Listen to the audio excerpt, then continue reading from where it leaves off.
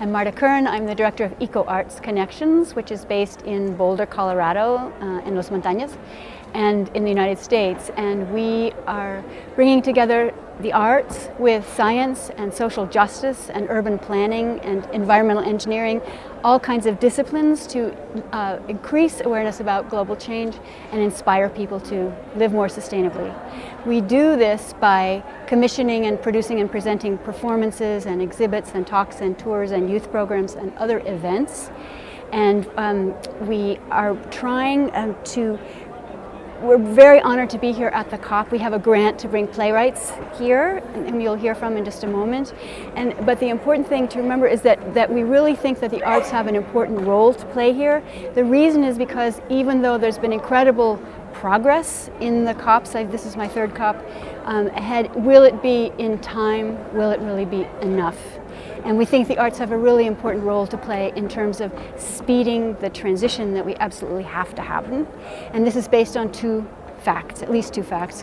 One is that the arts historically, since the beginning of recorded history, have really helped to inspire people, to compel them to do things they otherwise would not have the interest or the energy or the courage or the endurance to do. Second fact is, based on social science research, and you see this here in the COP a lot, to have effective action you have to have a combination of what's called cognition and affect, working together, not separately alone. These terms are defined very differently depending on the discipline you come from, but generally the cognitive realm is your brain, it's your mind, your intellect, it's reasoning, analysis, facts, and the language that is spoken there is through text and numbers and graphs and charts. And this is the realm where science and technology and engineering and math live most comfortably. On the other side you have the affective realm, and that's the heart, the emotions, feelings, values, attitudes, and beliefs.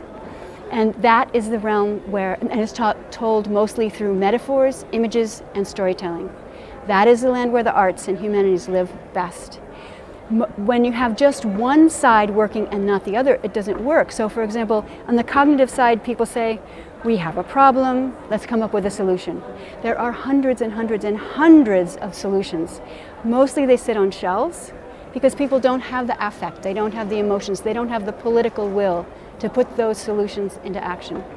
On the other side, on the affective side, and I say this with deep respect to my environmental colleagues and my artist colleagues, if you just have affect, if you just go charging ahead, great passion, great emotion, great affect, but you don't have good facts, you don't have the science, your argument is also not effective, because anyone that's against your argument can show this is not true, it's not workable, you don't have the ground. So that way of being alone, also not helpful.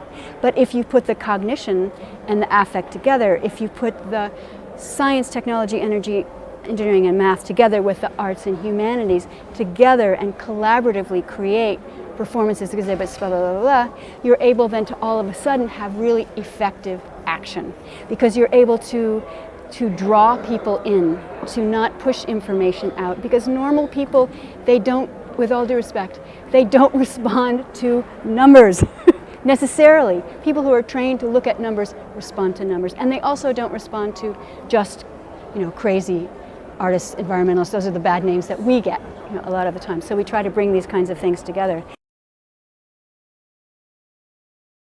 We're really trying to make climate change what we say visceral, personal, actionable, right? So that with the arts, hopefully in collaboration with all the different disciplines that are here, we can make people feel the urgency of it, but not give up their heads, but also not forget their hearts, in order to be able to understand the urgency and to act now in a very effective way.